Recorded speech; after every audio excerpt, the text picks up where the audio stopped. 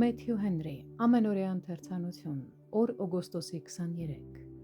Աստծուն ոչ ոք երբևիցե չի տեսել, եթե միմյանց սիրենք, Աստված մեր մեջ կմնա, ու նրա սերը մեր մեջ կատարյալ է։ Առաջին Հովհաննես 4:12 խոսք։ Հայրը ուղարկեց որդուն, նա կամեցավ, որ որդին գա այս աշխարհ։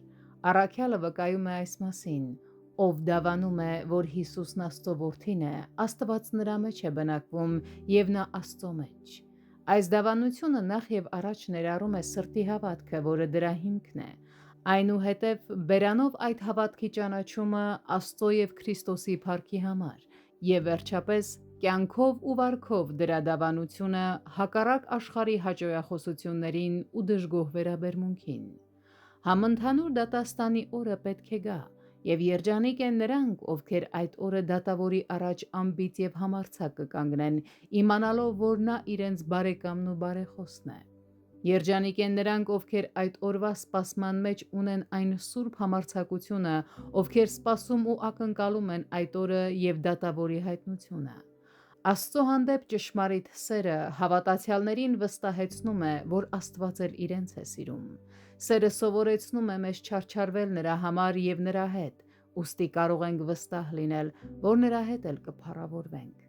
Մենք նաև պետք է տարբերություն դնենք Աստծո երկյուղի և նրանից վախենալու միջև։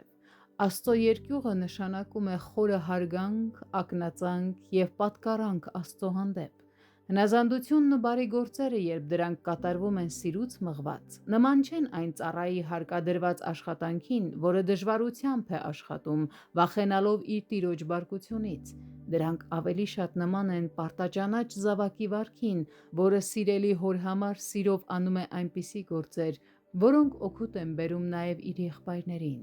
Երբ մեր մեջ Աստծո հանդեպ կասկածները, վախերը ու անհանգստությունները շատ են, դա ցույց է տալիս, որ մեր սերը դեռ կատարյալ չէ։ Թող որ երկինքն ու երկիրը զարմանան Աստծո սիրո վրա։ Քրիստոսի մեջ Աստծո սերը, որը Սուրբ Հոգին, որդեգրության հոգին դրել է քրիստոնյաների սրտերում, դարձի և ճշմարիտ հավատքի մեծ ապացույցն է։